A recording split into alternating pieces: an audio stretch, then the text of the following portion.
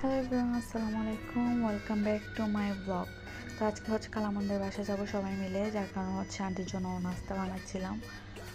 তো নাস্তাটার নাম আমি ঠিক জানি না শিওরলি, আপনারা জানলে জানাবেন কমেন্টে। তো আমার নাস্তা বানানো অলমোস্ট ডান। দেন আমি হচ্ছে রেডি হয়ে গেলাম। রেডি হয়ে দেন বাসা থেকে বের হলাম সবাই। বাসা থেকে বের হয়ে আম্মু গাড়ি আনতে গেছে। দেন গাড়ি আনছে, আমরা গাড়িতে উঠে রওনা দিয়ে দিলাম। তারপরে হচ্ছে আন্টিদের বাসায় গিয়ে একটু ক্লিপ নিলাম। বাসায় এখনই পৌঁছেছি। দেন নাস্তা করলাম সবাই মিলে।